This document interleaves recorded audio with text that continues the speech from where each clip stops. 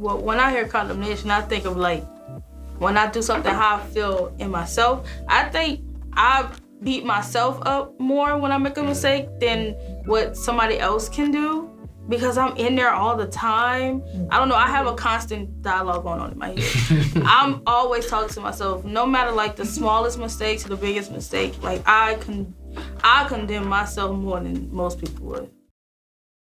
And the pride thing can get in the way at times. For sure. Like, well, I don't feel like, they ain't got nothing to do with y'all, whatever like that. But, everybody go through their own battles and Right. stuff. And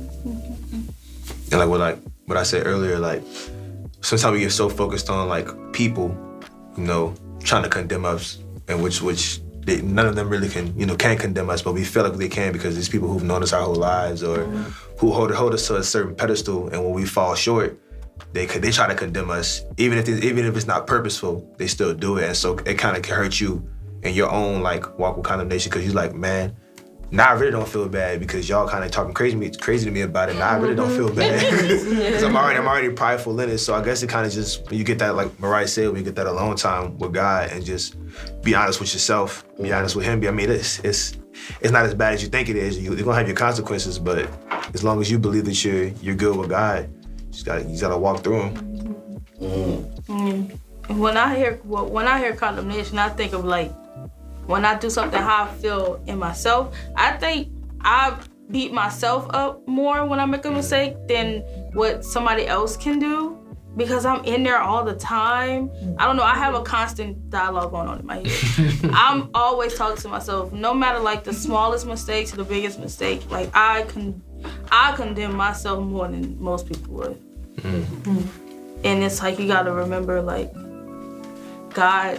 God forgive you. Like He not mad at you no more once you repent, but it's like you got that little. Yeah, right. She always talking all the time. She talking right now. College experience. I know Shanice talked about it. I didn't even think I went out there for that. I was doing me. That's why I went out there to do me. Right. Like I'm away. I'm not in the house. So I can do me. And it was feeling good at the moment. It was like, oh, well, I get to do my own thing. It's me and it was, all three of us was going to school at the time. And me and Shanice was sharing. And it was like, oh, girl, we can go at like 2 o'clock in the morning. Let's go around. It was for the dumbest stuff, like to go get McDonald's or something. Just so we could. Just to feel that freedom. And, and then I actually got distracted from someone, and it that's when actually COVID hit, and it made me like not even want to go back to school. It really hurt me hard because like I was in a process of us like going into like a relationship, and it was like I think God stopped it. He might have hurt it, but it was for the right reason. So that's why I had to realize that He stopped it just in time. For me, I went to a trade school. I went for computer technician. So when I decided to do that, I was like, oh, I'm about to get my life right. I'm about to make big money. I'm about to be a computer technician. So when I was failing though, because I had a distraction. I'm like the guy in that class.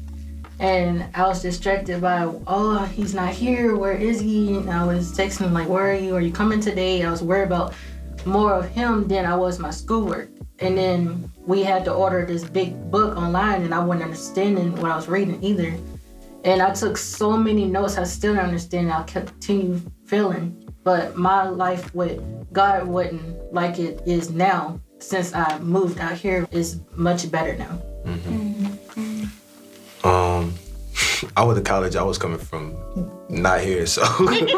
But I still, I had a strenuous relationship with me, the parent I was staying with when I was in high school. So, I mean, I was getting into stuff at high school, but I was like sneaking to do everything that I was doing because my mom was like, where you at 24/7? And she didn't let me go a lot of places to keep me out, because New Orleans is a dangerous place.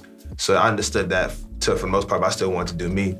So when I got to college, oh man, I was doing me. I was doing whatever, and I was keeping up with my work and stuff for the most part, but it just came to a point where I was sitting there and I was like, man, I'm doing my schoolwork, but I don't really care about it. I'm just going to continue to do me, and it was stressing me out, and I was in a relationship in college that was like completely toxic. So I kind of was just sitting there one day in my room. I just called my dad. I was like, man, come get me.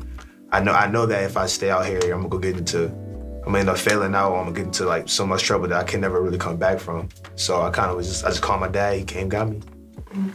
Is it so much that the mentality is you can do what you want to do that makes college hard, or is it the people, or is it because I'm just trying to understand. Well, and I guess I don't want to just say for college. I think just in any situation, like your relationship has to be solid with the Lord to even be, especially college.